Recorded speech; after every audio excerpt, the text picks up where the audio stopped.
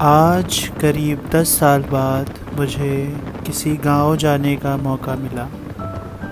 गांव बड़ा ही खूबसूरत होता है अगर देखने का नज़रिया सही हो। सुकून, खुशियाँ, स्वच्छ जल, शुद्ध हवा, रिश्तों में अपनापन, बिना कहे प्रेम का एहसास, खुद के लिए समय, दूसरों के सुख और दुख में शामिल होना, शुद्ध भोजन गांव के ज़िंदगी में ही मिलेंगे। खूब धूप खड़ी है। तो friends, welcome to the Vishal's universe. मैं आया हूँ अपनी मौसी के घर। मतलब मुझे लगता है मैं 10-15 साल बाद गांव में आया हूँ और बहुत अच्छी वाइब्स है। ट्रस्ट मी, कुछ चीज़ें दिखाता हूँ आपको। जो घर बना हुआ है ये एक गांव से बिल्कुल अलग खेत के बीच में बना हुआ है, क्योंकि ये गांव के प्रधान हैं। और यहाँ से आप देख लो चारों तरफ बहुत प्यारी सी ग्रीनरी है। खुद को खुशनसीब मानता हूँ कि ये पीपल का पेड़ मेरी आंखों के सामने अभी भी है, वरना एक कविकार की लाइनें याद आती हैं। पीपल की हरियाली चली गई और रास्ता घास हो गया। गांव की बेचैनी समझ आती है कि शहर अब खास हो गया। जो गया एक बार फिर बस वहीं का होकर रह गया। गांव में लगता था कभी मेला मिलाने का, मगर आज गांव तन्हा और अकेला हो गया। पानी भरा करते थे कुएं से मिलकर सभी, मगर अब उस पानी का रंग हरा हो गया। तो अभी 5 घंटे पहले मैं लखनऊ में था भीड़ भाड़ में, गाड़ियों के बीच में, और 5 घंटे बाद मैं हूँ इतनी शांत जगह पे जहाँ पे दिल को इतना सुकून मिल रहा है। I can't even tell you. Shrikhand के बाद गांव से टच बहुत ज़रूरी है। पहले मैं मॉम के साथ आ नहीं रहा था, बट अच्छा हुआ मैं यहाँ पे आया। दिमाग शांत हो गया है बिल्कुल। ये है ट्यूबवेल। तो ये जितना भी खेत है सबको पानी यही देते हैं।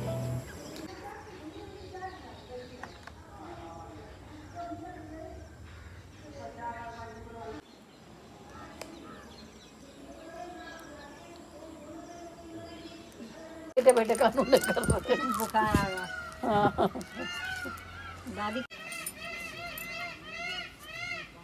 इनके चाचा की वजह से, तो इनके चाचा जो है वो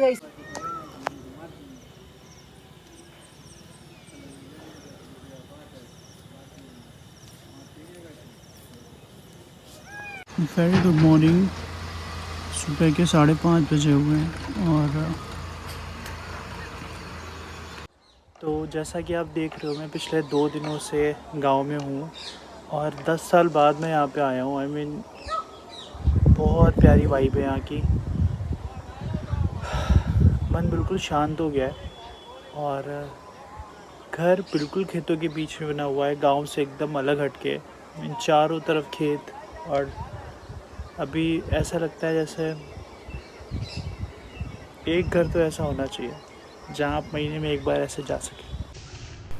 मैं जानता हूँ कि कोई भी वाक्य या कोई भी काव्य गांव की वास्तविकता को बयां नहीं कर सकता, इसलिए छोड़ जा रहा हूँ आपको इन वास्तविक आवाज़ों के साथ। सुनिए और महसूस करिए।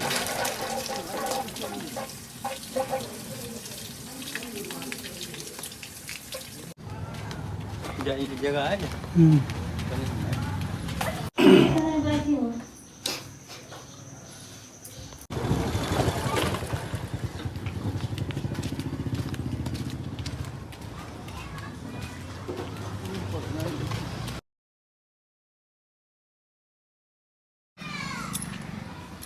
ले सुनाए दे गाना। अजीबोगरीब शख्सियत के मालिक ये गांव की चक्की में काम करते हैं।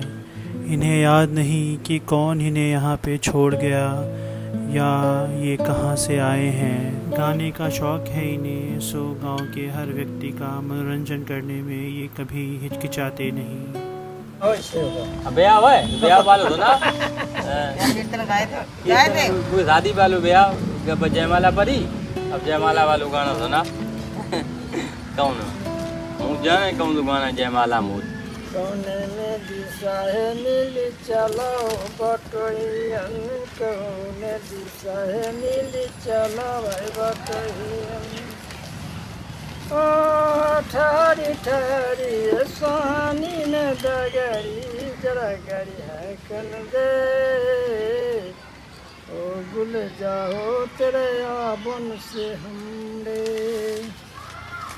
ओ करती थी क्यों काम हो साची का है नितवा हो या नारी नहीं गोरियाँ साची का है नितवा हो या नारी नहीं गोरियाँ ओ ठहरी ठहरी ये सुहानी ने डगरी जरा गरी हाँ कन दे ओ गुल जाओ तेरे आबन से हमरे